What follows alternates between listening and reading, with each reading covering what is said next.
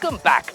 Now every time we road test cars like the Mahindra Thar or the Trax Gurkha, we always get questions from boys. It's always boys asking if they should buy this car, if it's practical enough for day-to-day use.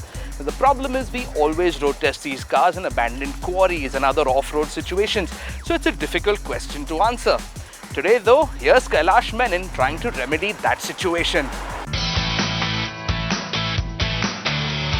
This is the Mahindra Thar. No, not the stock one. This is a customized made-for mud version. One that will take you to hell and back. And it's got factory-fitted off-road ornaments. So it's got a snorkel sticking out just in case you fancy a swim in the swamp. It's got oversized boots and raised ride height to tread on every conceivable terrain. Just in case you get stuck, a bush ranger winch that will pull you out even from the pits of hell.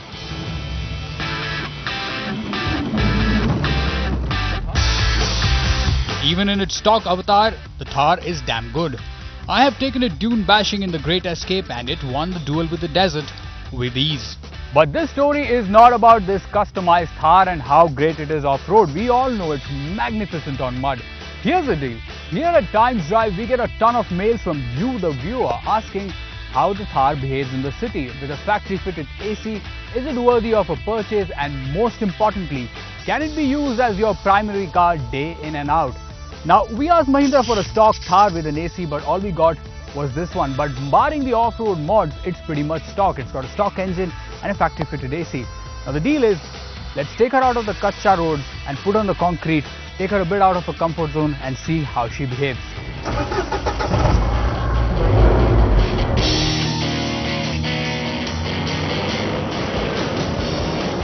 On road or off it, the Thar has plenty of presence.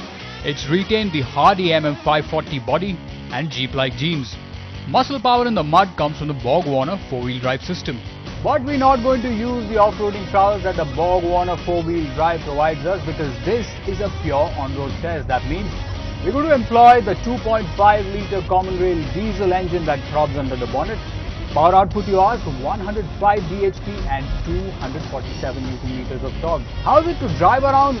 The Thar will expend a little more energy than what your hatch or sedan would, because you have to stomp on the clutch and you have to have the requisite amount of grappling skills to change the gears on this thing. Apart from that, it's quite good. The factory-fitted AC does a good job of keeping the cabin cool. However, directing the airflow towards you is a task.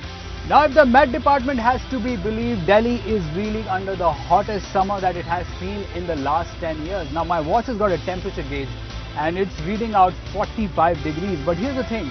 I put the AC on the medium blast and things are pretty pleasant in here. However, if you're buying a stock Thar with the canvas top, you'd want to take that off and put a proper hard top, because that will make things inside safe and will also ensure a sweat-free drive. Turning radius at 5.25 meter isn't too bad. The light steering and petite proportions come in handy while parallel parking. The rear leaf springs do kick about a bit and interstate trips won't be half as comfortable as your family sedan. But in the city, it's pretty okay. However, constant clutching, declutching in the bumper-to-bumper crawl will wear you down. Now, I've been driving the Thar for the last few days and I've come to the conclusion that if your workplace is within a 20-kilometer radius, you could by all means drive it daily to work. However, if you're one of those who travels an insane 40 to 45 kilometers to get to work, the Thar will wear you out, especially if you're one of those management material sorts, the suited, the knotted and the booted sorts. Trust me, in your morning meeting, you're not going to look half as slick as when you stepped into the Thar. Glitches, well, it's got bad plastics and an off-center steering wheel.